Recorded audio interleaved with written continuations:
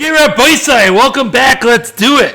Shehechiyanu on new fruits and etc. Let's go for it. So the Gemara in Eruvin Umeitiv, there's a story of Yehuda. He makes a Shehechiyanu on a craw, on gourd, zucchini, whatever you want to call it today, squash. I guess we'll go for gourd. We don't know what gourd is, so we'll call it a gourd. So Yehuda made a Shehechiyanu on a gourd. Rashi points out that he made the Shehechiyanu when he saw the gourd. So no, he didn't actually make it when he ate it. He made it when he saw it. Now the Gemara calls this Shehechiyanu a rishus. There's two ways of understanding rishus. Either you could decide if you want, you make the Shehechiyanu. And if you don't want to make the Shehechiyanu, then don't make the Shehechiyanu. It's your choice. Or the other way of understanding what rishus means is, no, you don't have to eat the gourd. I know, not everybody wants to eat a gourd. You don't have to eat the vegetable. If you eat it, though, you better make a Shehechiyanu. But it's rishus whether or not to eat it. So those are the two pshatim in what it means when the Gemara says it's rishus. Zok, the Aruch HaShulchan, we take on that it is a chiyuv. It is a chiyuv. We understand pshat that once again it's a rishus to eat the fruit or vegetable. But if you eat it, making that Shehechiyanu is a chiyuv. Now the Mishnah Berurah says, but we'll see the Aruch HaShulchan doesn't end up going this way at the end of the day, but that's how he learns pshat and rishos. Now the Mishnah Berurah says it's a choice. It's a choice, but you should be roya lizah. It's roya lizah, meaning you don't have to make that Shehechiyanu, but it is the right thing to do. It's roya lizah. You should make the Shehechiyanu. The Shulchan Aruch says haroya pri chadash. Mischadesh mishana l'shana mevarach Shehechiyanu. You see the new fruit come in, from year to year, the new fruit shows up, you make a Shehechiyanu. The poskim, based on this wording of the Shulchan Aruch, and really simple pshat in the Gemara, say there is only a din Shehechiyanu on a seasonal fruit. But what do you mean? I didn't eat it for 30 days. Too bad. That's not a reason to make a Shehechiyanu. I know you heard that. I know you're a third grade teacher and your mora and your mother told you if you didn't eat this fruit for 30 days, you make a Shehechiyanu. Don't tell them. Let's keep the secret between me and you. They were wrong. Actually, maybe you should tell them. They were wrong. You don't make a Shehechiyanu just because you didn't have it for 30 days. It has to be a seasonal fruit. It has to be something that showed up now. And that's really the pshat. Well, you can make the Shehechiyanu from just seeing it. Because you see, oh look, there's new fruit in the shuk, there's new fruits. So if you're too cheap to buy the fruit to make a Shehechiyanu, it seems from the Shulchan Aruch, you just go to the shuk, see the fruit, and make the Shehechiyanu. Now, fine. Rav Yosha points out that it's appreciation for the time period. Baruch Hashem, I made it to the new season of nectarines, the new season of watermelon, avatiach, yofi, beautiful. That's what you're making the Shehechiyanu. Now, if it's a fruit that's around all year, there's going to be no Shehechiyanu. So in America, I got to tell the people in America, in Eretz Yisrael, there's something called seasons. Seasons, not everything grows all year round, and you don't need to have everything at all times if you're not in America. I don't know how it works in the rest of the world. I just know America and Eretz Yisrael. It's a different reality.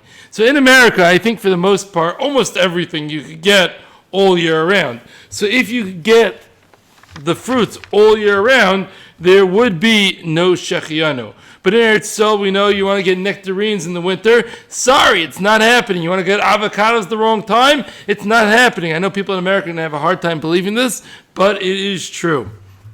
Now, what if you could get it? Listen, I could get it all year round, but it's more expensive. What was that fancy fruit store in Flatbush called? The Orchard, right? The Orchard, the fancy fruit store. As I was growing up, you had to go to a fancy place to get the fruit all year round. I think now you just get it wherever you want. But okay, fine. So what if it's more expensive? So Zat the Satmarud, the Satmarov says, no. There's still no Shehechiyanu. If it's more expensive, you could get it. It's not considered a new season, and therefore there's no Shehechiyanu. But Moshe Sternbach says, no. If it's very expensive all year round, and but now it becomes cheap, you will make a new Shehechiyanu. I think we're going to have to understand this a little bit. If there's a 20% difference in price, and you would have bought it all year round. It's just sometimes it's cheaper, sometimes it's more expensive. I think we're all going to agree there's no Shehechiyanu. But I think Ramesh Shtermach means that all year, the other times of the year, it's very expensive. You're not really going to buy it much because it's very expensive. Now it's in season, geschmack, it's cheap. Now we'll make the Shehechiyanu. Interesting case. Ramesh Feinstein says you can make strawberry. You can make Shehechiyanu on strawberries, even though you have frozen strawberries all year round. But let's face it, frozen strawberries and regular strawberries, that's not the same. That is not the same. No. Sorry, Moshe. Frozen strawberries is not the same. But you see, there's a big chiddush here from Ramosha. In the times of Ramosha, strawberries were kosher. All right, I'm joking. Okay, fine. So, Lamesa, I'm not getting involved in that, so you're not for today. Okay. Now, the Mishnah says two different types of the same fruit require two different Shechiyanus. So when eaten separately. So even though it's the same official general category of fruit, but if it's two different types, it would require two different Shechiyanus. Now, where the Birchas Abayis and Scheinberg, they qualify only if it's significantly different. If it's slightly different, that's not enough to make a Shehechiyanu. There is a big difference maker. The Shevet Levi says, you only make a Shehechiyanu if you are besimcha from this new fruit. Whereas Rav Yashiv says, no, you don't need to be besimcha, because the ikr is that you made it to this man. So therefore, you don't really need to be besimcha to make that Shehechiyanu. Yeah, it's true by a suit. We said last week, by suits, you need to be besimcha to make the Shehechiyanu. Because by a suit, the ikr is on the suit. The geschmack of Hashem got me to this position of a new suit. But when it comes to the fruit, it's not so much about the fruit, it's about that I got Shehechiyanu v'yinu as marazeh. You brought me to this time that there are new fruits. And therefore, you don't actually need to enjoy it. So it's not clear what the consensus is in the poskim. It seems to be that you need at least a little, I would say probably you should have a little simcha if you want to make the Shehechiyanu. But what's with that star fruit? You know that star fruit that you get for Rosh Hashanah because you need to make a Shehechiyanu? And the secret's safe with me. We know nobody really likes that star fruit. Well, there you can really make the Shehechiyanu anyways, because really the truth is on the second day of Rosh Hashanah it really requires a Shehechiyanu anyways. It's just an additional chumrah, as the Gra didn't even bother with this chumrah. He just went a straight Shehechiyanu on Yontif. And the Maisa, for that, you can take the star fruit. And you can take that other fruit that's not really so seasonal because you live in America and you really have everything all year round. It's okay, and you can make the Shehechiyanu. But throughout the year, when it's not the second day of Rosh Hashanah, l'chayr, you should not make a Shehechiyanu on that star fruit if you don't like it. And I know you don't like it. And that's just the Metzias. Okay, fine, weiter. Vegetables, do you make I heard this as a whole shayla, do you make Shehechiyanu on vegetables? Did anybody listen to the Gemara at the beginning? The case in the Gemara with Rabbi Yehuda, there was a gourd, a craw. So that was a vegetable. So yeah, you make it on a vegetable. The thing is, most vegetables, cucumbers, tomatoes, peppers, that type of stuff, even Eretz Yisrael, that is available all year round. So that won't warrant a Shehechiyanu. But you know what would warrant a Shehechiyanu? A geschmack of watermelon. That would get a Shehechiyanu. Okay, weiter. Dried fruit, no Shehechiyanu. Nuts and mushrooms, no Shehechiyanu. These things are available all year round. Now, Lamaisa, when did you make the Shehechiyanu? We quoted the Shulchan Aruch previously, and it's based on the Gemara. It says when you see it. Now, the Shulchan Aruch points out that the minhag, however, is you wait until you eat it to make the Shehechiyanu. The Ramah says you could still make a bracha when you see it if you want. Lamaisa, best thing is when you eat it. There are some, the Gra did it when he saw it. There's nothing wrong with doing it when you see it, but really, if you have a choice, you might as well. The minhag seems to be to wait until you actually eat the food. Now, what comes first? Shehechiyanu or ha'etz? You're going to have your new fruit. Do you first make the Shehechiyanu or do you first make the eitz? Zakt the Chazanish and the Kaf HaChaim, Tadir, Vishe'ena Tadir, Tadir Koidim. You make it by pre-eitz all the time. You make a Shehechiyanu very rarely. The rule in Kedimus, what goes first, is you first do the common and then you do the uncommon. So you first make the eitz, then the Shehechiyanu, then you eat. Just to be clear, you make the eitz, you make the Shehechiyanu. Shehechiyanu is not a half step between the eitz and the eating, because it's also going on the eating. So Shehechiyanu, eitz, you eat.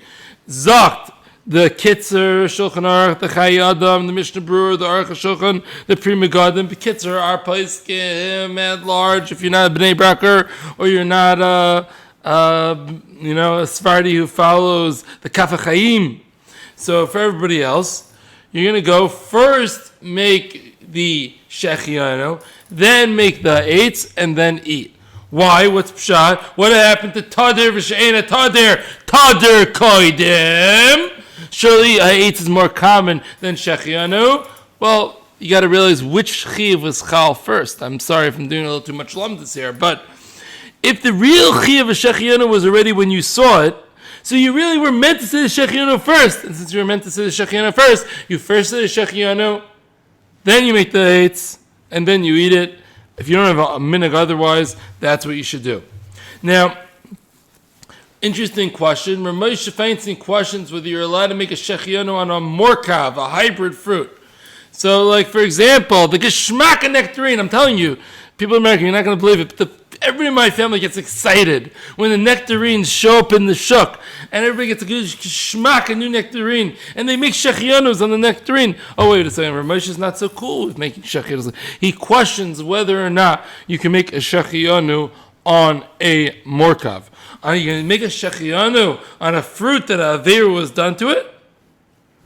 Was it aveira really done to it? I mean, who said that a Jew made it? Well, at least maybe it's not the Ratzain of Hashem. Perhaps that there should be such a fruit. Zot Rav Yashiv, don't worry, it's fine. You can make a Shehechiyanu. That nectarine that you're getting at the shuk, that's not the baby of a peach and a pear, I think, or whatever it is. However you make a nectarine, peach and tangerine. I don't know. How do you make a nectarine? I don't know whatever it is. That's not the child of those two species. It's Zeta was a peach. It came from that baby nectarine came from a mommy nectarine. That's not the product of aveira. There's nothing wrong with planting nectarine pits and making nectarines. No aveira is done. It's God's fine. Make the Shehechiyanu. Rav Yasha is going to say amen. Zot Chaim Kanievsky, he takes it a step further and he says, even if it is the product of aveira, so to speak, you can make that Shehechiyanu. There's what's sheikhus. There's no connection between how this came to being versus your geschmack of it being here. Well, I see that you could debate on that. But let me say, even Feinstein didn't say with vadoyas, didn't say you for sure can't make a Shehechiyanu. And Rav Yosef and Chaim say you for sure could make a Shehechiyanu. Bari v'shema bari adaf. Guys, Rabbi say, enjoy, make a Shehechiyanu on that nectarine. Enjoy it. Another din in Shulchan Aruch Reish Chaf Hei. It says if you see a beloved friend that you haven't seen for 30 days, make a Shehechiyanu with Shem Hashem. Make the Shehechiyanu Shem Malchus. And if you haven't seen the friend for 12 months, make a Mechayim Mesim. Now, the Mishnah says if you received letters or you got updates, your friend that just came from wherever your Huppitzville, he's doing great, he's doing fine, then it's machlekes achrayim if you should make the Shehechiyanu, and Safek brachos lahakal. So he says if you had correspondence with the fellow, don't make the Shehechiyanu. Now the Pachacha, the Kaf HaChaim, the Ben Ish Chai say we don't make these brachas nowadays. The Aruch HaShulchan says we don't make it unless you really know that you have enjoyment from seeing your friend. So what was the simple application from the Aruch HaShulchan? If you really know that you really enjoy seeing this friend, this person that you haven't seen for 30 days, like the Aruch HaShulchan, you can make that Shehechiyanu. Rav Shlomo Zalman says the minhag is we don't say this bracha nowadays unless it's someone really close to you. It's like your brother, or it's somebody that just came back from war. So you had somebody, a friend, somebody who was a relative. He was in Gaza fighting, and he came back, and you see him for the first time. Zot Shabbos Zalman, him no problem. Make that bracha Shehechiyanu Shema Malchus. Beautiful, no problem. I have a friend that likes to make this bracha Shehechiyanu on seeing people that he hasn't seen for a long time. Maybe not the best thing, but Lamaisa, there definitely is basis. We have that Aruch HaShulchan. If you're really besimcha, you could do it. Okay. The Gemara in Brachas Nun Tesem Beis says, Amr Loi, if it was said to him that he had a baby girl, that he had a baby boy, and he made a bracha, Hatov Umeitiv. So if you're informed that you had a baby boy, you make a Hatov Umeitiv. Now this halacha is brought down in the Shulchan Aruch, Reish Chaf Gimel Sif Aleph. The Ramah points out that the minhag spread that we're making with these brachas. We don't seem to be making these brachas. Now the Aruch HaShulchan justifies this minhag, seemingly of not making the brachas. What's pshat? Why? I mean, it's a Gemara, it's a Shulchan Aruch. Why in the world would we not make these brachas? So at the Aruch HaShulchan, you got to realize this was omitted from the Rambam. It was omitted from the Rif. If the Rambam and the Rif don't bring it, that's good reason. You know, it's. Who wants to get involved with Safek brachas? Safek brachas lahakal. And the Rambam and Rif don't bring down this halacha making a Hatov Umeitiv when you have a baby boy, and therefore Zot Aruch HaShulchan you don't make the bracha. Everybody asks in the Aruch HaShulchan, wait a second, Safek brachas? What are you talking about, Safek brachas? It's a Gemara. The Gemara says you have a baby boy, you make a Hatov Umeitiv. What type of Safek brachas is that? It's Vaday brachas if the Gemara says to make a Hatov Umeitiv. So what's going on? So they explain for the Aruch HaShulchan, you have to understand how to understand the Gemara. Amr Loi, they informed him. So what's this informed him? Meaning it's apparently somehow that's mashma that he was desperately waiting for a boy. And they told him, don't worry, you got it, you had a boy. I don't know exactly how this is mashma. They said they explained the Aruch HaShulchan. It's when somebody is desperate for a boy, and then he gets a boy, that is when you may get to make that Hatov Umeitiv. Okay, the Kloisenberger Rebbe says in a little bit of a similar vein, that he also says that you don't make. And he says, what's the case that you make a Hatov Umeitiv? That Gemara was talking about when he didn't even know his wife was pregnant. Maybe not the best husband in the world. He didn't even know that his wife was pregnant. And if he didn't know that his wife was pregnant, and now all of a sudden, oh, guess what? You had a boy! For such 0 to 100 excitement, you make a Hatov Umeitiv. But somebody that already knew that his wife was pregnant, and now, okay, had a boy. There, Zot Kloisenberger Rebbe, you won't make a Hatov Umeitiv. The Ben Ish Chai says the minhag of Sfardim is not to make a Hatov Umeitiv. Have in mind by that boy, have in mind by the Shehechiyanu, by the bris. Over there, have in mind also the birth. Not just the mitzvah of the bris, but we don't make the Shehechiyanu. They say in the shame of Reb Aaron Kotler, in his name, that we don't make the Hatov Umeitiv. Now the Maisa, the Mishnah Berurah says, you do make a Hatov Umeitiv. And the minhag of Ashkenazim is that we do make that Hatov Umeitiv unless you specifically have a minhag otherwise. Now, let's say his family has boys and no girls, and they want a girl. It's time ready. The parents want to be Mekayim, the father wants to be Mekayim Peravu. They want a girl, and guess what? Another boy.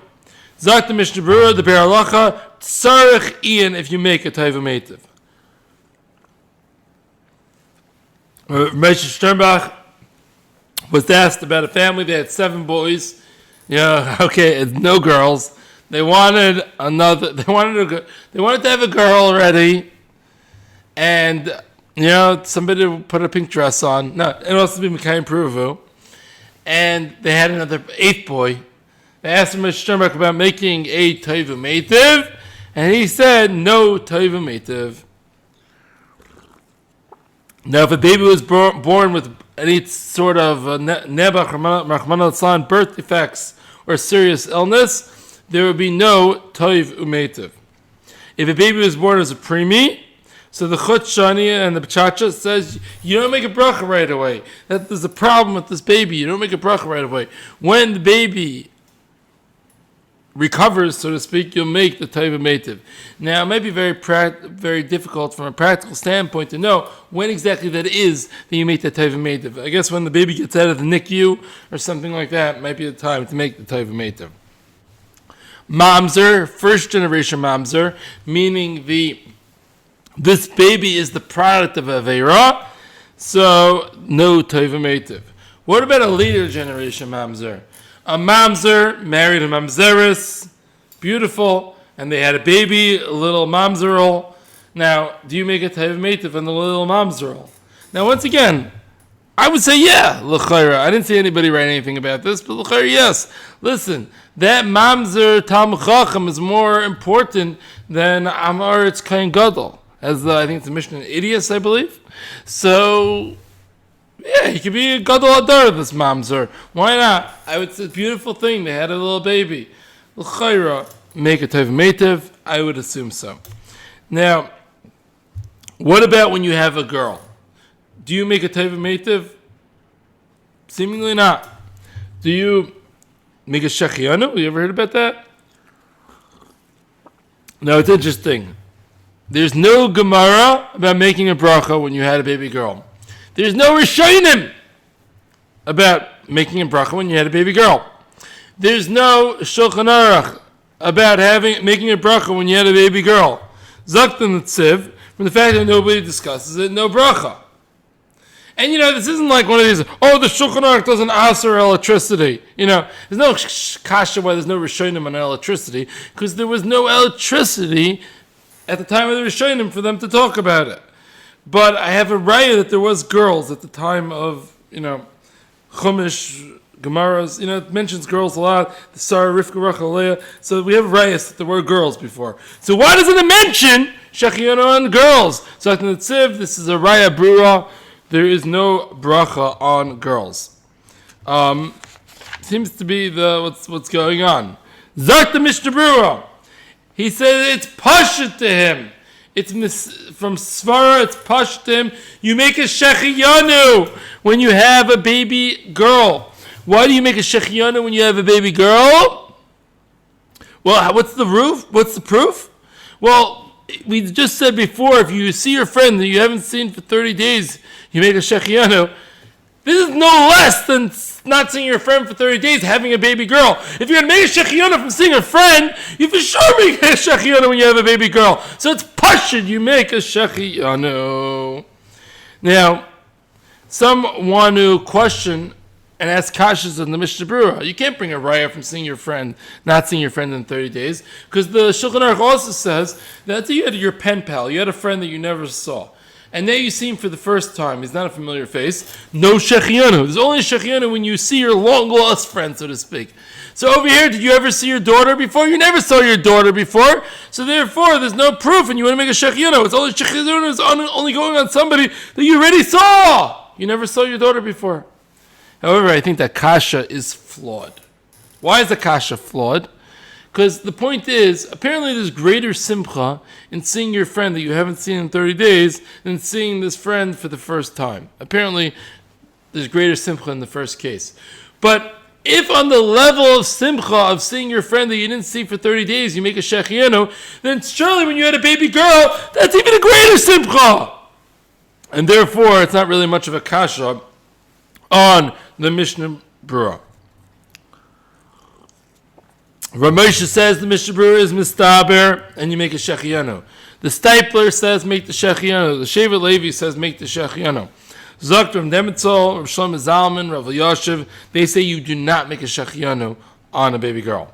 L'maisa, if you're Ashkenazi, unless you have a minhag otherwise, make the Berachas Shehechiyanu on that baby girl. Now, we discussed the sources as to not making a Shehechiyanu. But what's the logic behind it? Meaning, I agree, the pashtus, I happen to agree with Nitziv, the pashtus of the lack of discussion by Gemaras and Rishonim and Shulchan Aruch is, the pashtus from a source level is, don't make a Shehechiyanu. But what's the logic? I don't get it. I don't get it. You make a Shehechiyanu when you get a new suit. And you don't make a Shehechiyanu on a baby girl? Give me a break. It doesn't make sense. What's pshat? So and we see this big poskim, this Rav Yashiv, Rav Nemitzel, Rav Shlomo Zalman that are going this way. Well, what's the justification?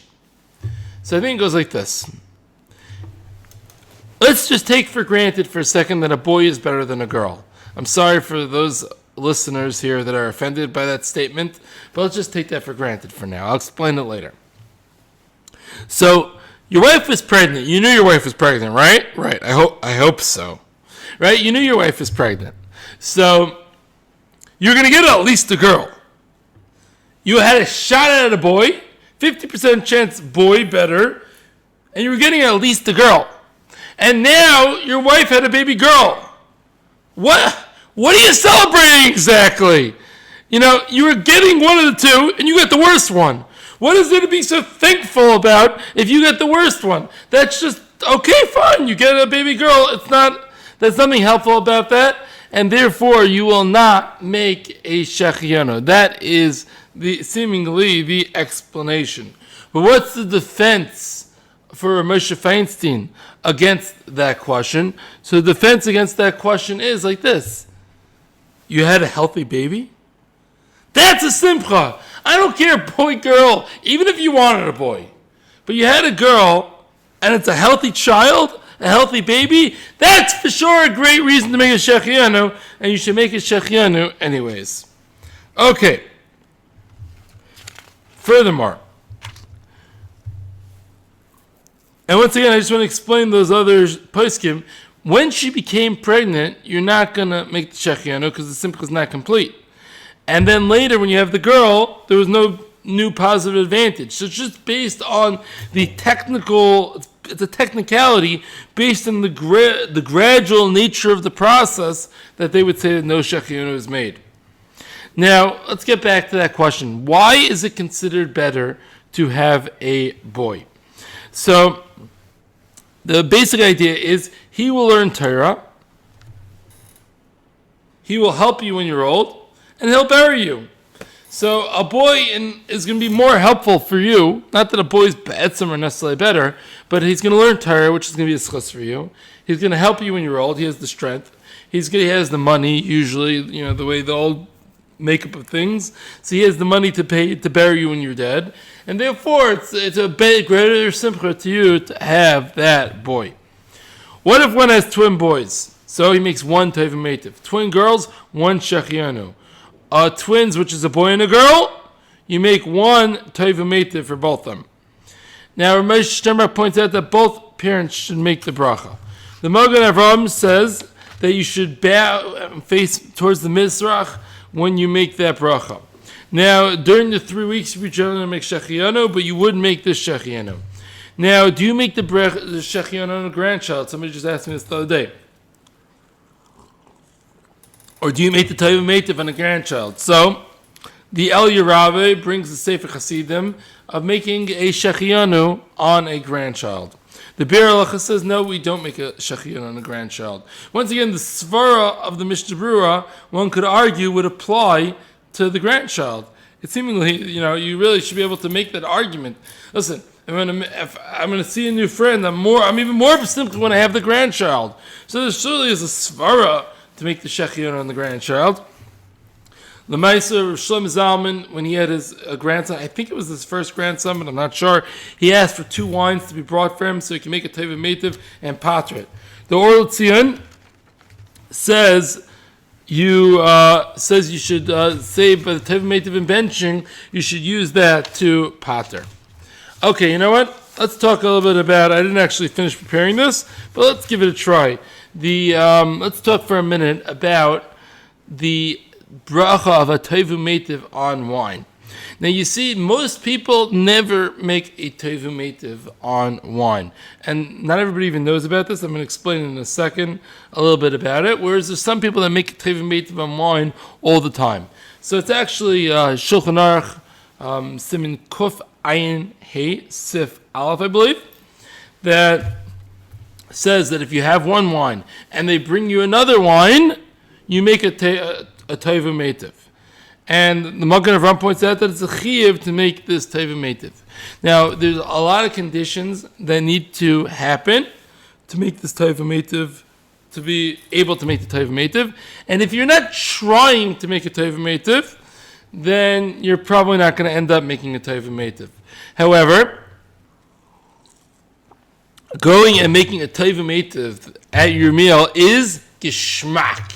And it's also a good chinuch for the family. You make, this bracha, we make a Hatov Umeitiv, you need all these things involved to make Hatov Umeitiv. So, Hatov Umeitiv is when you had one wine, and then a second one was brought to the table, and now I have all this wine, oh my gosh, Baruch Hashem, Hatov Umeitiv.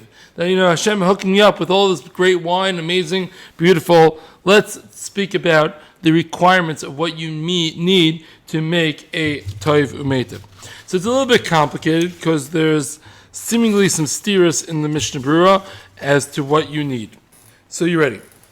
Here's how we go. You need 2 wines. The second wine needs to be of an equal or higher quality than the first wine. So you have to have 2 wines, and the second wine needs to be of an equal or higher quality. Now, this actually is one of the very challenging parts of the bracha of Hatov Umeitiv, because when you make Kiddush, you're generally going to make Kiddush on the better wine. Now, if you already made Kiddush on the better wine, it's no longer a possibility to make a Hatov Umeitiv.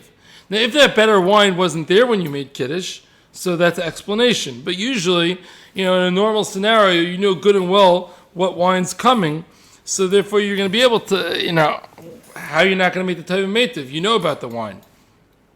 So 2 basic ways where you're going to make the Hatov Umeitiv. Either the 2 wines are of relatively equal standard, and you don't even know. Either you know that they're equal or you don't know which one is better. In such a scenario, you make a hagafen on one for Kiddush, and you make a Hatov Umeitiv on the second one afterwards, and that is not a problem. Scenario number 2 is when you had a reason to make a bracha on the first wine. I'm going to speak about something which is very common. When I make Kiddush, everybody, all the little kids, women, etc., want to drink from the Kiddush. So you make the Kiddush on, let's say, the Meskara Dasti wine, which everybody likes, all the women, all the kids, everybody likes the Meskara Dasti. And then you take out the chashuv bottle of dry red wine afterwards. So that's going to be an example. Why don't you make a bracha on the more chashuv wine? Because the people at the table didn't want to drink that. And there's a valid reason to make a bracha on the Meskara Dasti wine and have the dry red wine afterwards. Okay, so let's speak about the different requirements that you need. So you need to have, once again, the wine needs to be, the second wine needs to be chashuv. It has to be equal or more chashuv than the first wine. Another thing is it has to be not that you're walking around and drinking, but it's you're sitting down to proper seating to drink. There are those that say it needs to be, actually you have to wash to say the Hatov Umeitiv. It has to be part of a proper Suda. But the consensus is you have to be sitting down. If you're walking around, it's alright, that isn't enough, but you have to be sitting down.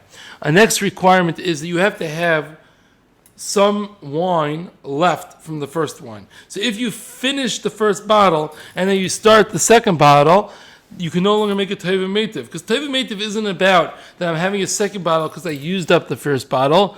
Hatov Umeitiv is about that I have the first bottle available and I have the second bottle available. Next requirement on Hatov Umeitiv is that it needs to be shutfis. It can't be that I am the one who owns the wine and I'm pouring out to everybody and I decide how much they want. But it has to be whoever wants could take. Which, by the way, this is normally what happens at a Shabbos table. A bottle of wine is open, and it's on the table. Whoever wants to take and drink could take and drink. And even though one guy is the owner, the Baal Bais, let's say, is the one who owns the wine, but if everybody's able to take from the wine, that is called shutfis. Okay, so once again, we said already that there's shutfis, that everybody has to be able to partake in it. We said mesubin, that everybody has to be sitting together. We said chashiv, that it has to be equal or greater chashivas. We said tesefis, that there has to be some wine left. Ein lefanav, once again, when you make the bracha on the first wine, the second wine should not be there. It has to be there. Some, like Rebelsky, who didn't require this, but most say the second wine should not be around when you make the bracha on the first wine. And it shouldn't just be a drop over. Some people go and take it out of the house, the other bottle. Or it definitely should be downstairs. It should not be around the bottle that you're going to make the Tov Umeitiv on should not be around when you make the bracha on the first bottle. Once again, Rebelsky didn't require that, but that is, I guess you call it, the consensus. Next is Yachad. What happens is that you need everybody who's going to make the Tov Umeitiv. You need at least two people. Drinking by yourself isn't enough. You can't make a Tov Umeitiv if you drink by yourself. You need to drink you and another person, and both of you need to drink from both wines. Now there are some shittas that want to say that you need to have a revius to both of you to. The Kaf HaChaim and the Minchas Yitzchak say you need to have a revius of both wines in order to make the Tov Umeitiv, and the B'Chacha says, a Mali Lug was enough. But Lamais, the Ksesa Shulchan points out from the Steam of the Paiskim, Lamais, the Shulchan Aruch doesn't say, and the Mishnah Berurah doesn't say, nobody says this requirement of requiring a revius. So therefore, the Pash says, and Rebelsky says, is the halacha, even a little drink from both of the wines is enough that you'll make that Tov Umeitiv. What about if the first wine is grape juice? And this is very common. Once again, in the previous example, maybe you make for the family on grape juice, on Kedem grape juice, you make that for the family. And during the meal, you're going to drink some dry red wine, and you still have leftover grape juice. So Zakt, the Or L'Tzion and Rav Yashiv, they say no Tov Umeitiv, grape juice doesn't count. Zakt, from Nissen Corrales of Scheinberg, Diane Fisher, you make a Tov Umeitiv in grape juice. Once again, if grape juice is the first and then wine is the second, I think that would probably be the accepted psak. So one more time, let's get that list of things you need. You need that it's chashiv a bottle, equal or greater chashivas. The first bottle shouldn't have been there by the time when you made the kiddush. When you made on the second bottle shouldn't have been there when you made the kiddush in the first bottle. It should be shutfest. Everybody should be allowed to partake. It should be misubim. It should be part of a meal. Tosefes. There should be some left from the first bottle. And yachad. You should be able to drink this together. And there's a little acronym that they use for this: Simchas Ish. It should be Simchas Shutfis, Mem, Mesubim, Ches, Chashuv, Tosefes, Taf, Tosefes, Simchas, Ish, the Al's for Ein Lefanav, Yud is for Yachad. The last one doesn't really work, but it has to work for the acronym. Shine Makam, meaning you shouldn't have changed places from when you started to when you finished. It should have all been in the same place. That doesn't work as well, the last one. But whatever, it's on the list. And that is how you make a geshmak, a Tov Umeitiv by your meal. There are people like Rebelsky and Rabbi Vadia Yosef that would make a Tov Umeitiv every single Shabbos meal, or definitely at least every Friday night Shabbos meal. I think every Shabbos meal. And I made one this past week after starting to learn the sugya, because once again it's geshmak. Trust me, it's geshmak to make a Tov Umeitiv. Thank you for listening.